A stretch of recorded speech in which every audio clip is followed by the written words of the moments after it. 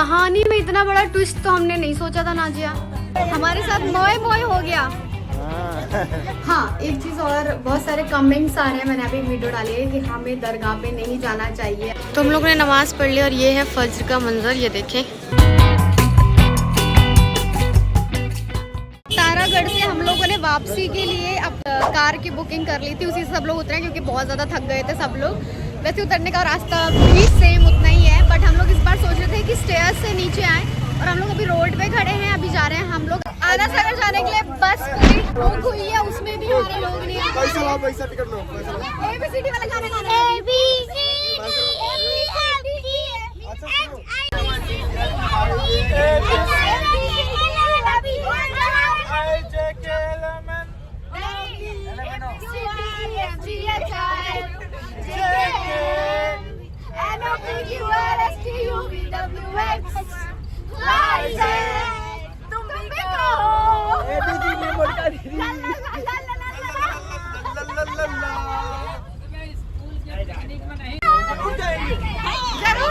जरूर जाएंगे।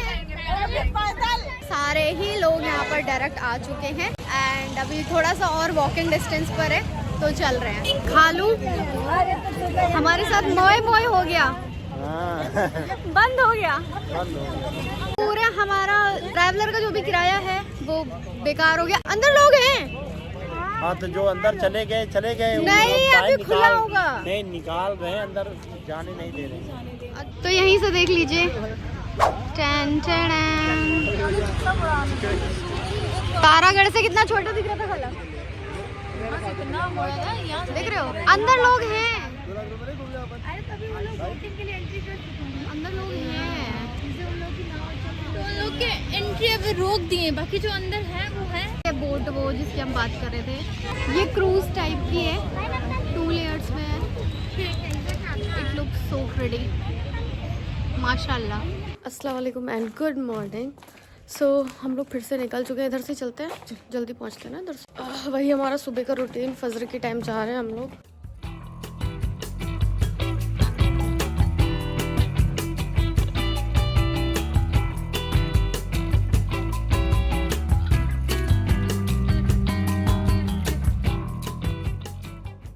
मुझे जाना है और यहाँ के मेरी गोदी में बैठ गई। Every cat parent will understand this moment. अब मैं से उठाना भी नहीं चाहती हूँ, मुझे जाना भी है। बिल्लू चलो। तो हम लोग ने नमाज़ पढ़ ली और ये है फज्र का मंजर, ये देखें। ऐसा लग रहा है कि सब लोग ही आ गए हैं और जिसको भी ज़ियारत करनी है वो कर सकता है।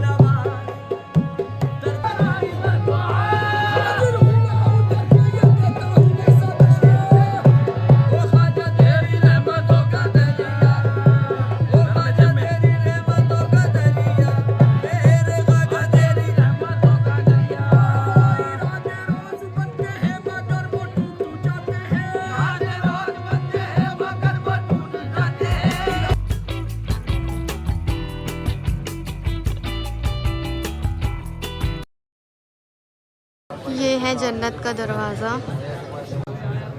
मैंने अभी तक दिखाया नहीं था। तो हम यहाँ पर रहे थे लेकिन व्लॉग नहीं हो पा रहा था। तो हम लोग चाय नाश्ता करके वापस आ गए हैं और फिर से एक रूम लॉक हो गया था। यहाँ पर कार्ड वाला सिस्टम है, तो दिलशान घर पे था, बाकी सब लोग गए थे, तो फिर से एक रूम लॉक हो गया। फिर उसने हमें आके सुनाया। देन ये सारी चीज़ें, मतलब आपके साथ बच्चे हैं तो ये ज़रूर होगा, तो एक बंदा जो है ना उस कार्ड को लेके रखे। सो ये हो गया था। हमारी आदत हो गई है सुनने की, हम दिन में 4 बार डांट सुनते हैं होटल वाले से। और नाजिया आज जा रही है, हम लोग कल जाएंगे, नाजिया और पापा आज जा रहे हैं। नाजिया तुम मेरा गिफ्ट नहीं लाई, वो जो लाने वाली थी, तुम पंजाब से मेरी मामी ने भेजा था। मैंने पैक किया था पर वो दोबारा से सब सेट करने के चक्कर में रह गया। अरे यार देखो ऐसी है ये, This अपना problem सामान हो ले आई, मेरा नहीं लाई। पता है पिछली अपना बार भी नहीं लाई। मैं बहुत रोई थी, मेरे कपड़े घर पे रह गए थे और मैं अजमेर आ गई थी जब मम्मी पापा के साथ आई थी, और मैं बहुत रोई थी जिस दिन पुष्कर जाना था। हाँ, एक चीज और, बहुत सारे कमेंट्स आ रहे हैं, मैंने अभी एक वीडियो डाली है कि हमें दरगाह पे नहीं जाना चाहिए, अजमेर शरीफ ख्वाजा गरीब नवाज की दरगाह पे या फिर किसी भी दरगाह पे हमें नहीं जाना चाहिए। बट मैं आप लोगों को बताना चाहती हूँ कि हमें क्यों जाना चाहिए, और वो बताएंगे आपको मेरे पापा जी, मेरे ससुर जी। तो पापा जाने की तैयारी हो गई है पापा की भी, देखिए पैकिंग वैकिंग चल रही है पूरी। पापा आप बताएंगे हमें दरगाह पे क्यों जाना चाहिए? हमें जो है ना सफाई देने की जरूरत नहीं, क्यों जाना चाहिए। हाँ। जो नहीं जाते हैं उनके लिए बता रहा हूँ। अल्लाह की जो रहमत है हर जगह बराबर नहीं बरस। अल्लाह की रहमत जो है ना, जैसे बैतुल मुकद्दस है, मक्का मुअज्जमा है, मदीना है, हर जगह पे जब अलग अलग सवाब है, उनको भी पता है जो ये मज़ार पे जाने के लिए मना करते हैं। मज़ार पे इसलिए जाना चाहिए क्योंकि जहाँ पे रसूल की मज़ार है वहाँ पे सबसे ज़्यादा जो है मुकद्दस जगह है वो, जहाँ पे अल्लाह के वली रहते हैं, जो अल्लाह की निशानियाँ हैं, वहाँ पे अल्लाह का फैज मिलता है।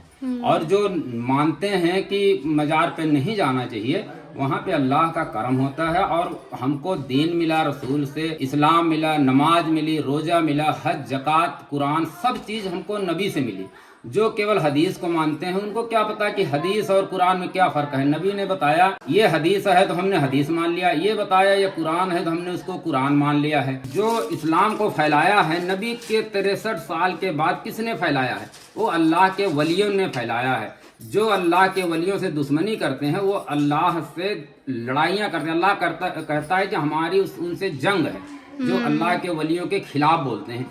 हम यहाँ पे मेन चीज जो इन लोगों का एतराज होता है, लोगों को मजार पे क्यों जाना चाहिए, वो कहते हैं हम वहाँ पे जाके सजदा करते हैं, मत्था टेकते हैं, शिर्क करते हैं, वो यही करते हैं। हाँ, ये नहीं देखो हम ना वहाँ पे मत्था टेकते हैं ना ही वहाँ पे सजदा करते हाँ, हैं। पापा का कहना है कि सिर्फ अल्लाह को मानो, और ये नहीं है कि कहीं आने जाने से। है अल्लाह वहदहु ला शरीक है, उसका रसूल है, उसके वली हैं।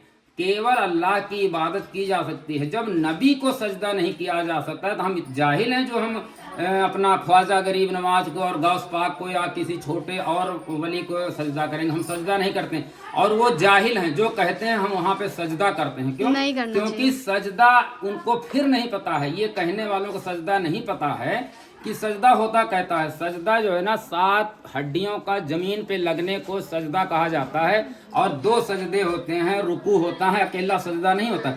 हाँ, जैसे हम अपने माँ बाप को चूम लेते हैं, माँ बाप अपने बच्चे को चूम लेते हैं, इसी तरह हम उनके जाकर के आस्ताने को चूम लेते हैं, उनके रोजे को चूम लेते हैं। और हमारे जो लीडर हैं आला हजरत, वो खुद कहते हैं मजार से 3 मीटर दूर रहना चाहिए, औरतों को नहीं जाना चाहिए, सूरह फातिहा पढ़ना चाहिए और उनके लिए साले सबाब करना चाहिए, उनके वसीले से दुआ मांगनी चाहिए।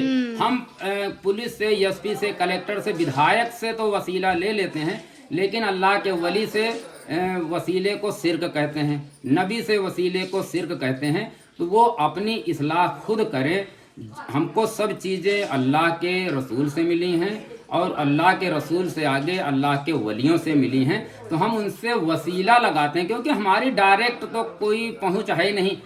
सबसे बड़ी मिसाल ये है कि ये अल्लाह है, ये रसूल है, ये उम्मती हैं। ये जनता कभी यहाँ तक नहीं पहुँच सकती बिना रसूल के वसीले से। इस चीज को समझना चाहिए।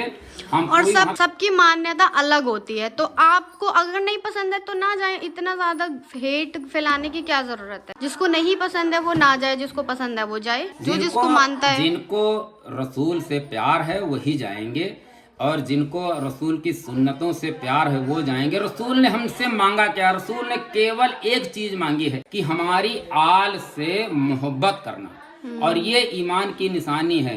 हुजूर की आल से मोहब्बत करना ये निशानी है। ये चाहे वो हजरत अली हो, चाहे बीबी फातिमा हो, हसन हुसैन हो, और चाहे गरीब नवाज हो, चाहे गौस पाक हो, साबिर पिया हो, सब ये रसूल की आल हैं। हम उनसे मोहब्बत करते हैं, हम उनकी इबादत पूजा नहीं करते हैं, ना उन्होंने हमको सिखाया है, ये उन लोगों के लानत है जो वहाबी हैं, देवबंदी हैं, वो जो हमको शिर्क कहते हैं, वो शिर्क खुद ही करते हैं, जो डायरेक्ट रब तक पहुंचने की कोशिश करते हैं, शिर्क की गुहार लगाते रहते हैं। हम उनको कहते हैं कि अल्लाह, अल्लाह के रसूल और अल्लाह के वलियों की बातों को पढ़ें, जानें, समझें और उनके वसीले से दुआ मांगें, उनकी भी मन्नतें पूरे होंगी। अगर उनको लगता है कि नहीं उनकी दुआएं पूरी करेंगे तो ये उनकी नियत है, ये उनकी सोच है, वो डायरेक्ट अल्लाह से मांग के देख लें, क्योंकि उनको हो सकता है मेराज खुद की हुई हो, मेराज तो रसूल को हुई है। उसके बाद उन्होंने अपने वलियों को बताया, तभी तो हमको पता है, हम सुन के आए, हम कोई सहाबी हैं। अल्लाह करे जो ये शिर्क करते हैं उनको हिदायत बख्शे और अल्लाह उनको हिदायत दे और अल्लाह अपने रसूल के सदके तुफैल उनको उम्मती, अच्छा उम्मती बना दे, अच्छा सुन्नती बना दे। और हम लोग सिर्फ यही चाहते हैं कि आप सभी की जो जायज़ ख्वाहिशें हैं वो पूरी हों। तो चलिए अभी पापा को विदा करते हैं और उसके बाद में आज का जो प्लान है वो बहुत लंबा है, तो हम लोग साथ रहेंगे आज पूरे ब्लॉग में।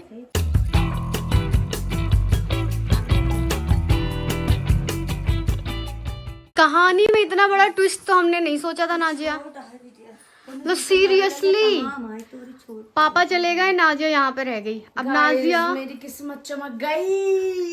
ये रो दी भाई अपने मम्मी पापा के आगे, और इसके मम्मी पापा पिघल गए। इसके मम्मी पापा पिघल गए, कह रहे हैं नहीं नहीं बच्चे तू रह वहां पे, कह रही मुझे यहाँ अच्छा लग रहा है। तो मैंने कहा कि मैं जाऊंगी दिल्ली, तो मेरे साथ दिल्ली जाएगी, फिर जाएगी वहां से अपने घर, समझी बुआ? हाँ सही बात है बहन, हम सब ले जा तो फिर हमारे हवाइये जवाइये हृदय कहाँ। अभी हमारे मम्मी पापा होते ना कभी नहीं पिघलते, बोलते अच्छा सीधा घर आओ। अरे पता नहीं अल्लाह पाक कैसे मेरे भले पापा बनाए। बहुत अच्छे हो गए, पता नहीं कैसे। चला